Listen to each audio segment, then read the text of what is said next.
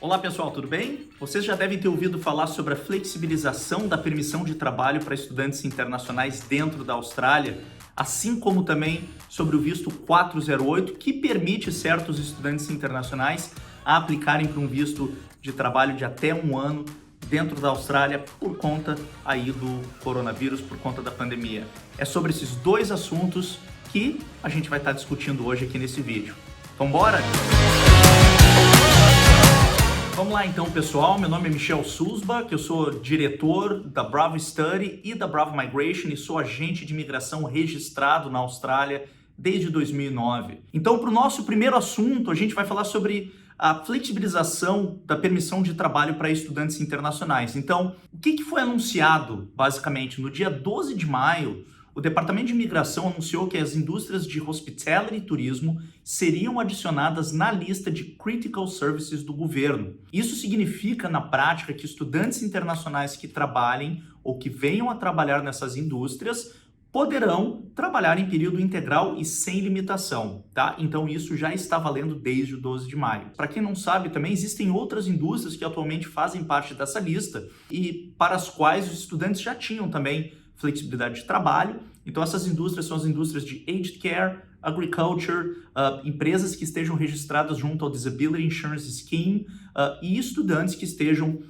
estudando na área médica e que estejam trabalhando também na área médica na Austrália, tá? Então basicamente na prática o que o governo fez foi uma extensão da lista de critical sectors, incluindo então hospitality e turismo, tá? E como que isso vai funcionar na prática, gente? Então, na prática, isso não vai mudar a condição de visto dos estudantes. E é muito importante de vocês entenderem isso, tá? Então, a grande maioria dos estudantes internacionais aqui, eu não vou dizer todos, porque existem certas exceções, mas a grande maioria dos estudantes internacionais tem uma limitação de trabalho, como muitos de vocês já sabem, de 40 horas por quinzena. Essas limitações impostas no visto permanecerão. Na prática, o que o governo federal vai fazer, o que a imigração vai fazer é, eles não vão enforce, ou seja, eles não vão identificar, eles não vão caracterizar como uma quebra, como um breach da condição do visto, os estudantes que trabalharem full-time para as indústrias que eu citei, tá? Então nada vai mudar, ou seja, o que eu quero dizer com nada vai mudar? O estudante não precisa, na prática, pedir uma extensão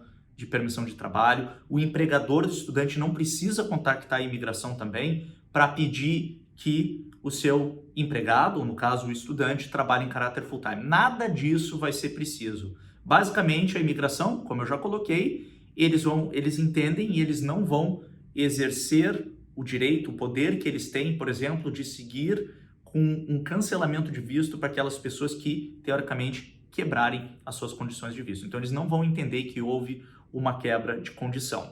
Por outro lado, que é muito importante vocês entenderem também, as notícias são excelentes, fantástico. No entanto, os estudantes internacionais, aqueles que estejam em curso, que estejam matriculados em cursos aqui, eles continuam com todas as outras obrigações impostas no seu visto. Por exemplo, a pessoa tem que continuar frequentando as aulas.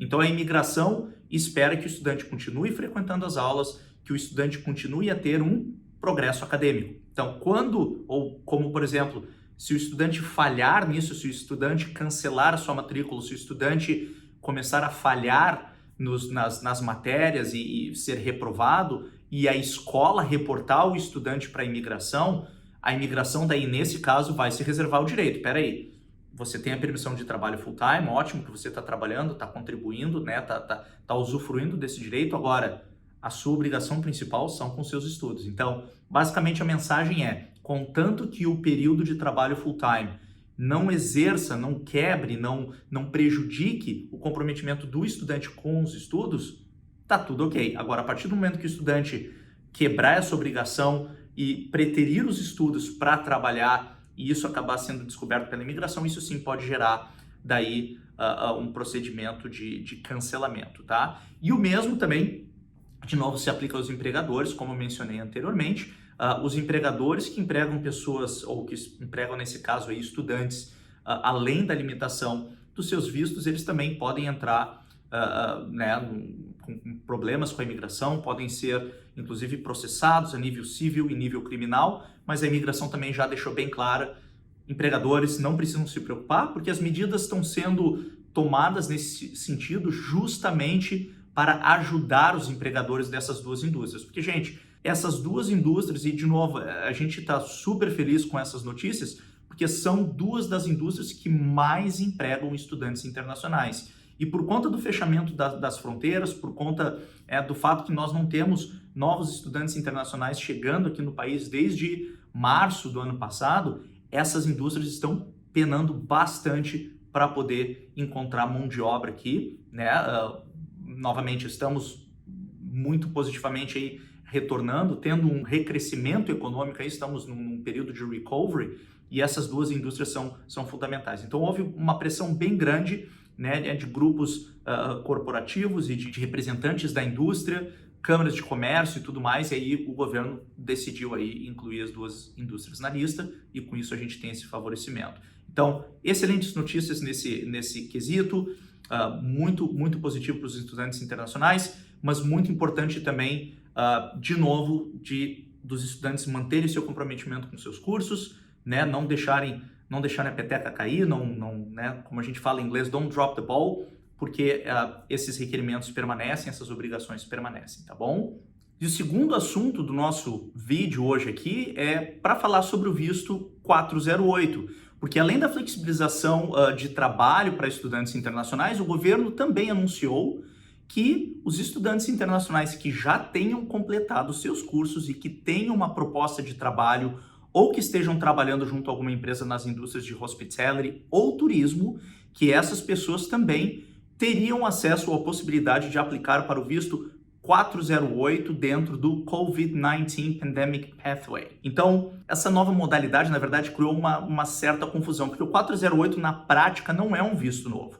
Esse visto já existe há anos, porém, durante o COVID-19, o governo criou um novo stream, onde pessoas que estivessem dentro da Austrália, em outro visto temporário, e que não tinham possibilidade ou não tinham como aplicar para nenhum outro visto para ficar aqui e que também não conseguiriam retornar para os seus países de origem por conta de problemas logísticos, falta de voos e tudo mais, esse visto foi criado um caminho para essas pessoas pedirem, naquela oportunidade, eu estou falando isso em 2020 ainda, pedir um visto temporário para garantir permanência aqui de 3 meses a 12 meses, dependendo da situação, a fim de ficarem legalmente no país até que pudessem, logicamente, organizar as suas vidas e aí, então, deixar o país. Acontece que agora, com a inclusão das indústrias de hospitality e tourism na lista de critical sector, este visto também pode ser solicitado por um prazo que neste momento é de até de 12 meses, com full work rights para quem esteja aqui trabalhando nessas indústrias, estudantes internacionais que estejam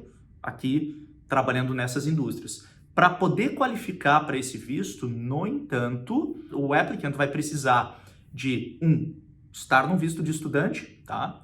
2, ter concluído o curso. Então não adianta o estudante simplesmente abandonar o curso e aplicar para o visto, que não vai ser aceito. O estudante vai ter que demonstrar que concluiu o curso com sucesso, tá? O estudante também tem que estar já trabalhando ou com uma proposta de trabalho em uma empresa que esteja ou na indústria de hospitality ou na indústria de turismo. E o estudante também precisa aplicar para o visto 408 dentro de 3 meses antes do visto atual de estudante expirar. Então, durante esses 3 meses, a pessoa já tem que ter completado o curso e, obviamente, tem que ter aquele buffer ainda para poder pedir o visto 408. Algumas outras coisas bem importantes de salientar. Este visto ele não tem custo, então, justamente, como eu mencionei antes, ele foi introduzido no ano passado, no meio da pandemia, quando muitas pessoas, inclusive, estavam passando por dificuldades financeiras aqui e naquele momento, naquela oportunidade, a ideia era só de manter a pessoa legalmente aqui. Então, ele não tem custo, o que é ótimo, né? E, logicamente, a grande vantagem dele é que a pessoa garante um visto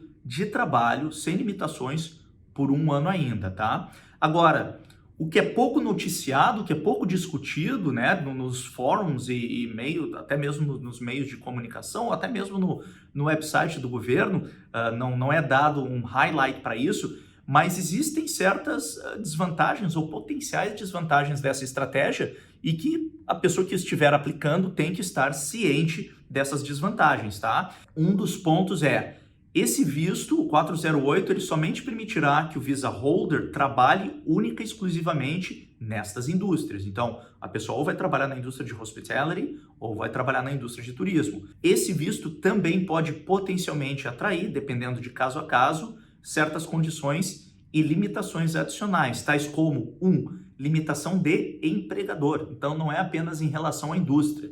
Dependendo da situação, a imigração pode impor uma limitação para quem a pessoa vai trabalhar. Há exemplo do que acontece hoje com os vistos de sponsorship, né? O visto 482, o visto 494, a pessoa só pode trabalhar para o empregador que acabou nomeando, que acabou apresentando a carta de oferta, tá? Então, isso potencialmente pode ser uma condição imposta no visto. A outra condição que pode ser imposta no visto é a condição 8503, que é o que a gente chama de no further stay. Então, tem certos vistos que podem ter essa condição imposta, o que, caso seja imposta, impossibilitaria o visa holder de estender a estadia na Austrália, ou mesmo de aplicar para um visto mais vantajoso dentro do país, caso alguma oportunidade surja, tá? Muito, muito importante de considerar isso. De novo, não é certeza que isso pode ser implementado, ou seja, né, imposto no visto, mas são riscos e elas podem potencialmente ser impostas, tá? A outra desvantagem que a gente tem que considerar, que daí não tem a ver com condição, mas é por uma questão estratégica, em relação ao que a gente chama de genuineness criteria.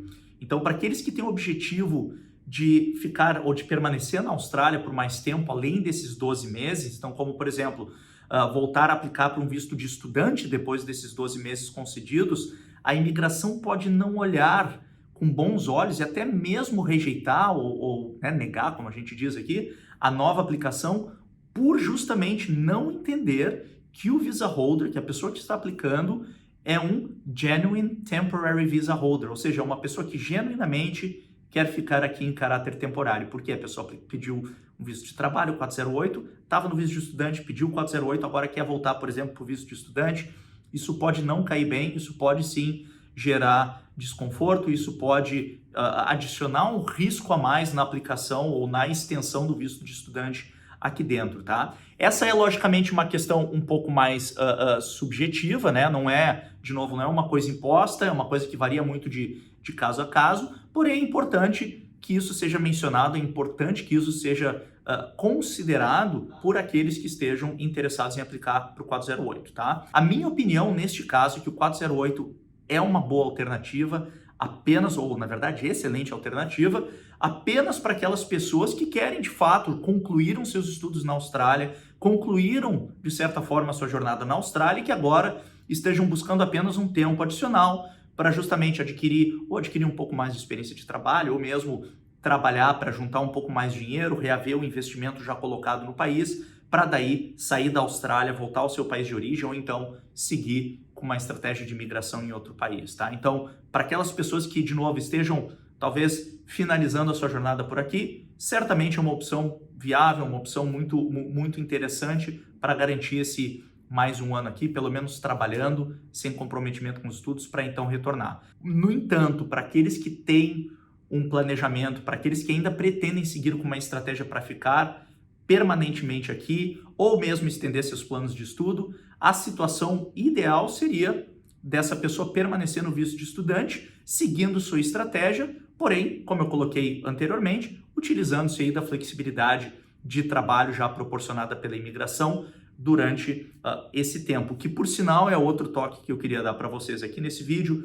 Não existe um prazo ainda, tá, gente? Isso foi implementado, não existe um tempo final de quando essas medidas serão revisadas ou mesmo serão, digamos assim, canceladas, tá? Então, por enquanto, não tem um prazo. A gente imagina, né, por conhecimento da indústria, por já trabalhar bastante anos com isso, a gente imagina que essas medidas continuarão até que as fronteiras abram, tá? Mas, por favor, don't hold me accountable for this. Não é uma garantia, é apenas a nossa opinião em relação a como que as coisas vão funcionar, tá?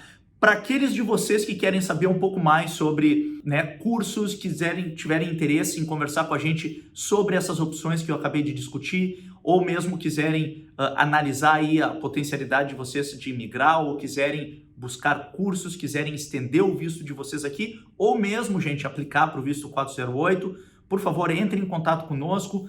Abaixo aqui no vídeo vai ter um link, vai ter os nossos contatos, detalhes de contato. Por favor, enviem para a gente um e-mail, dê uma telefonada para nós e a gente vai ter o maior prazer de ajudá-los aí nos próximos passos de vocês, tá bom?